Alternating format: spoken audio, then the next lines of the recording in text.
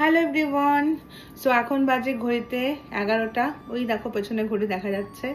আর তোমরা সবাই আজকের ভিডিওতে প্রচুর রেসপন্স, মানে প্রচুর কমেন্টস, প্রচুর ডিএম, তোমাদের সবার অনেক অনেক প্রশ্ন। আমি অনেককে রিপ্লাই করেছি, আবার অনেককে করতে পারিনি। তো সারাদিনের পর টায়ার্ড ফেস আমার, এই দেখো। আর সবার আজকে একটা একটা কমেন্টস আমি পড়েছি, সেটা হচ্ছে দিদি তোমার নাইট কেয়ার রুটিনটা একটু শেয়ার করো। তো আমি আজকে ভাবলাম ফ্রি আছি, আবার ক্লাস শুরু হবে কয়দিন পর থেকেই, সেবার আবার ব্যস্ত হয়ে পড়বো তখন।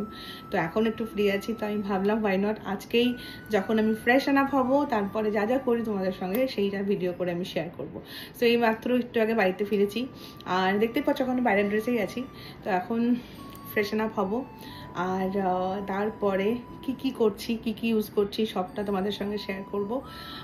আর আমার স্কিন কেয়ার কিন্তু একই রকম থাকে না। যদি কেউ আমার ভিডিও দেখে স্কিন কেয়ার করার চেষ্টা করো, তাহলে আমি বলবো যে আমি কিন্তু সবসময় আমার স্কিনের কখন কি সিচুয়েশান কীরকম কি রয়েছে সেটার উপর, বাইরের ওয়েদার সব কিছু বুঝে আমি ক্যালকুলেশন করে নিত্য নতুন বিভিন্ন রকম জিনিস নিয়ে এক্সপেরিমেন্ট করি। ভালো লাগে আমার করতে।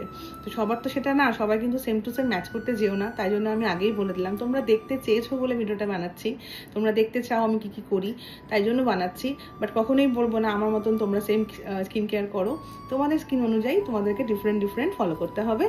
আর কোনো রকম তার জন্য গাইডেন্স থাকলে আমি তো আছি, তো অবশ্যই তোমরা আমাকে জিজ্ঞাসা করতেই পারো। তো চলো, আমি আমার এই টায়ার্ড ফেসটা দেখো, পুরো মানে চোখ ঘুমে ভেঙে যাচ্ছে, এরকম পুরো টায়ার্ড লাগছে দেখতে। সারাদিন প্রচুর এদিক ওদিক দৌড়েছি, প্রচুর কাজ করেছি। আর এখন হচ্ছে গিয়ে চলো তাহলে মানে ফেসটা ক্লিন করে নিই, তারপরে তোমাদের সঙ্গে আমার নাইট কেয়ার রুটিনটা শেয়ার করছি। সো তোমরা অনেকে আমাকে লেন্স কেয়ারের ব্যাপারে জিজ্ঞেস করেছিলে। তো আমি যখনই লেন্স পরি, রিমুভ করার সময় আগের যে সলিউশনটা ফেলে দিই, আর প্রত্যেক দিন আমি নতুন সলিউশনের মধ্যে আমার লেন্সটাকে রাখি।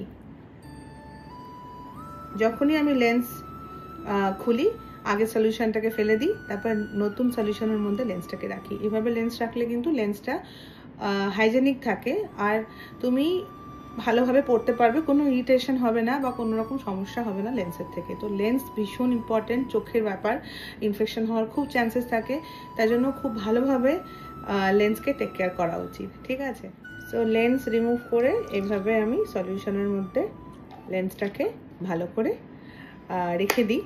আর অনেকেই তোমরা আমাকে জিজ্ঞেস করেছো এই লেন্সটা যেটা আমি পরছি এখন, সেটা ডিটেল জানতে চেয়েছো, অনেকেই কমেন্ট করেছো, ডিএম করেছো। তো তাদেরকে বলছি, আমার